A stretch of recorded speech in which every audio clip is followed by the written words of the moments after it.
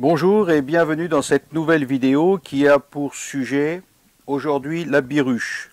Alors contrairement à son nom, la biruche, on aurait pu penser que c'était deux ruches côte à côte. Eh bien non, c'est une ruche, 10 ou 12 cadres, selon votre choix et selon ce que vous possédez comme ruche. C'est une ruche qui est divisée en deux. Donc là, en l'occurrence, c'est une 10 cadres. Je l'ai divisée en deux par un simple contreplaqué, tout simple, de 5 mm, donc qui prend un minimum d'espace à l'intérieur, c'est aussi le but. Et j'ai coupé en deux les supports de cadre pour pouvoir les recentrer de chaque côté, afin de laisser un maximum d'espace de chaque côté de la planche et de chaque côté de la ruche aux abeilles pour pouvoir se balader, se promener correctement sur les cadres sans être gêné ni compressé sur les bords de chaque côté. Donc, quelle est l'utilité de cette biruche? Alors, dans un premier temps, on pourrait penser qu'une ruche classique 10 cadres pourrait produire beaucoup plus de miel que deux petites colonies. Eh bien, contrairement à ça, ces deux petites colonies, qui, je vous l'expliquerai après, ont une hausse commune, dédoublent d'énergie justement pour pouvoir monter du miel. Alors, c'est un peu une concurrence entre les deux petites colonies, à celle qui fera certainement le plus de miel, et donc les hausses se remplissent relativement facilement. Et vous verrez, parce que je vous conseille de faire l'expérience chez vous, c'est toujours intéressant d'avoir une biruche à la maison pour plusieurs raisons d'ailleurs, et vous verrez que la production de miel est quand même assez importante. Pourquoi j'utilise ces biruches? Par exemple, en début de saison, quand je me retrouve avec mes ruchettes et qu'il faut que je libère de la place tout bêtement hein, dans les ruchettes, eh bien ça me permet de mettre donc deux petites colonies à développer dans cette ruche et pouvoir libérer par exemple deux ruchettes. C'est aussi intéressant par exemple quand on fait de l'élevage de colonies, donc de l'élevage de rennes ou de l'élevage confection d'essaims. On a toujours ces deux colonies à disposition. On peut éventuellement aussi, si on ne veut pas une grosse ponte des rennes, par exemple, si on veut économiser des rennes, on peut les mettre en biruche aussi. Si c'est de bonnes reines qui font des abeilles relativement productives, c'est toujours intéressant de limiter la ponte de la reine pour éviter de la fatiguer et puis éventuellement la changer tous les ans. Donc ça a quand même, je trouve, pas mal de côtés positifs. Je dirais que le côté le plus négatif, quand on n'est pas habitué avec ces ruches-là, c'est quand on commence à faire une visite de la ruche. Parce que, voyez-vous, là vous avez le plastique hein, qui est dessus, donc il va être propolisé par les abeilles dans toutes ces bordures. On lève un premier côté et c'est là que bon souvent quand on n'est pas habitué on tire un petit peu fort et on laisse une ouverture au milieu et donc là les abeilles se rencontrent. Les abeilles se rencontrent, c'est pas gênant, vous allez voir après pourquoi. Ce qui est gênant, c'est que si les reines se rencontrent, parce que là, il y a une reine qui peut passer de l'autre côté, et puis là, c'est la bagarre, et comme vous le savez, elles vont finir par se bagarrer, et une des deux va mourir. Donc on se retrouvera avec une des deux colonies orphelines. Donc ça, c'est vraiment pas génial, surtout en pleine production. Alors, sur ces biruches, il y a plusieurs confections. Il y a des apiculteurs qui ne mettent pas les deux entrées côte à côte comme moi je l'ai fait ici. C'est un modèle de ruche un peu sophistiqué quand même celle-là parce que j'ai fait une avancée et j'ai surtout séparé les deux côtés avec des couleurs bien différentes pour que les abeilles ne se trompent pas dans les entrées.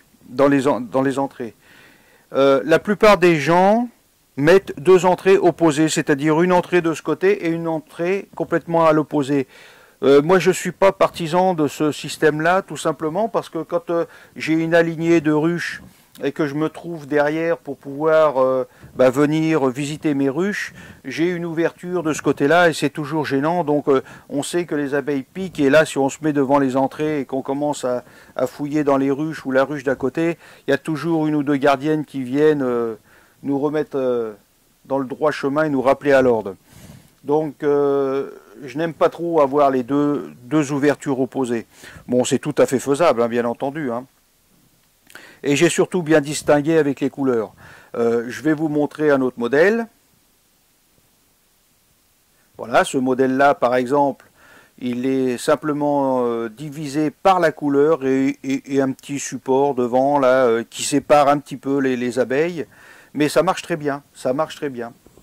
Donc ce n'est pas la peine d'investir ou acheter une ruche spéciale pour faire de la biruche. Vous pouvez confectionner cette biruche et si jamais ce fonctionnement-là ne vous convient pas, vous enlevez la séparation et puis quand on n'a pas toute cette construction devant, c'est très facile de repartir avec une ruche 10 cadres, tout simplement. Donc, le côté intéressant, c'est donc ce que je vous avais expliqué, la production de miel. Quand les colonies commencent vraiment à se développer sérieusement, il suffit simplement de poser une grille à reines sur l'ensemble de la biruche. Comme ça, les reines ne peuvent pas correspondre. Et poser une hausse dessus. Alors là, ce qui est assez étonnant, c'est que, contrairement à ce qu'on pourrait penser, il n'y a pas forcément de bagarre dans la hausse. Et les abeilles travaillent en commun. Donc elles montent tous les deux de chaque côté, elles vont monter dans la hausse commune, je dis bien la hausse commune, elles vont ramener du nectar et elles vont confectionner des hausses à miel en superposition. Donc là vous allez pouvoir empiler les hausses au-dessus au fur et à mesure que le nectar rentre. Et donc, ce qui est assez bizarre et étonnant, c'est que on a une petite concurrence, comme je vous le disais, avec les colonies. Elles arrivent à faire autant, voire mieux, qu'avec une colonie 10 cadres. Et je dirais quand même, quelque chose que j'ai oublié de vous dire, c'est quand même beaucoup plus facile à manipuler et à regarder, à venir visiter des petites colonies, plutôt que des grosses colonies 10 cadres qui sont parfois un peu virulente. Une chose aussi importante à penser pour ces biruches, c'est la grosseur des colonies. Il vous faut quand même, dès le démarrage, dès que vous mettez en ruche, il faut des colonies de puissance équivalente. Il ne faut pas une petite colonie faiblarde en se disant elle va se développer correctement et celle-là elle fera son chemin. Non, il faut vraiment deux colonies équivalentes si vous ne voulez pas qu'une se fasse complètement dépouiller, quoi. Donc, faut pas oublier une chose, c'est qu'on va avoir une hausse commune. Donc une petite colonie, elle va se faire piller tout de suite, ça c'est clair et net. En ayant deux colonies de puissance égale, il n'y a aucun souci. Donc elles vont vous ramener du nectar sans aucun problème. Alors il faut aussi, pour justement éviter ces fameux pillages, pour que les gardiennes aient leur rôle et arrivent à avoir un rôle un peu plus facile à jouer, c'est les ouvertures. Donc vous voyez, moi j'ai mis des grilles d'entrée de 5 ouvertures. Donc ça limite énormément le passage. Vous inquiétez pas, les abeilles sont habituées, elles vont se stocker là et rentrer au fur et à mesure, hein, à la queue leu-leu. Mais le gros avantage, c'est que si si une des deux colonies est plus puissante que l'autre et elle essaye de venir faire un pillage par les portes d'entrée, les gardiennes ils vont jouer leur rôle. Et là, il n'y a aucun souci. Elles vont bien défendre la ruche. Voilà pour ça. Donc là, je vais vous montrer une petite variante.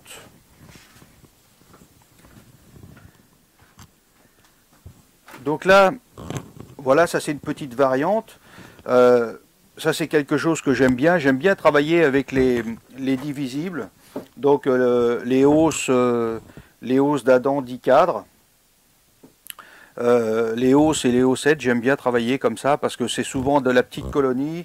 C'est de la colonie qui a du peps, qui est assez virulente et puis qui travaille correctement, qui est assez équilibrée. Donc c'est quelque chose qui me plaît bien. Et donc j'ai fait cette première expérience une fois où je n'avais pas énormément de temps disponible, donc j'ai fait un élevage de rennes de chaque côté. Donc j'avais que la hausse à disposition. Donc j'ai laissé développer mes colonies tranquillement, hein, comme un élevage de rennes classique. Donc je les laisse se développer, je laisse pondre les rennes. Et là je me suis rendu compte que la population commençait vraiment à augmenter. Et je me suis dit, tiens, ça c'est, il faut que je fasse attention parce que il y a peut-être un risque d'essaimage.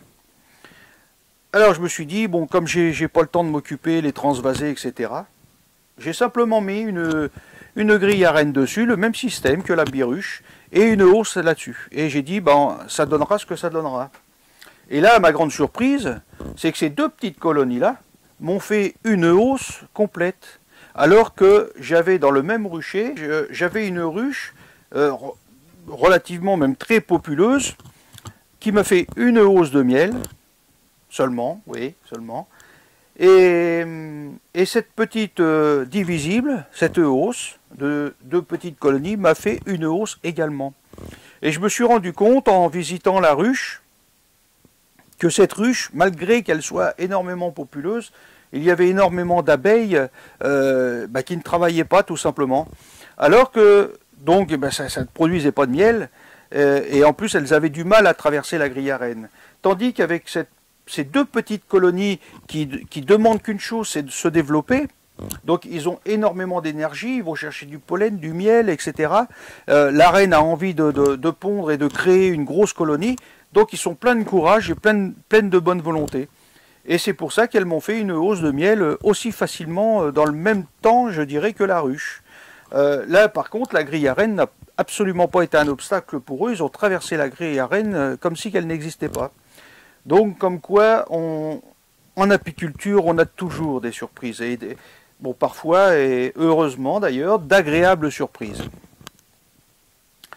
Donc ça, également, si vous avez ce matériel-là, je vous conseille quand même de faire un essai, alors que ça soit en ruche ou alors en hausse divisé en deux. Je vous garantis que c'est quelque chose qu'il faut essayer. Donc, eh bien voilà. Donc, pour conclure, je vous conseille en tant que débutant de faire des essais. Vous avez le temps cet hiver de confectionner. Vous voyez comme quoi c'est vraiment pas compliqué à confectionner. Vous avez le temps de confectionner pour faire des essais au printemps. Et je suis convaincu que ça va marcher et que ça va vous plaire. Voilà. Et bien sur ce, je prépare une nouvelle petite vidéo. Et puis, je vous dis à bientôt.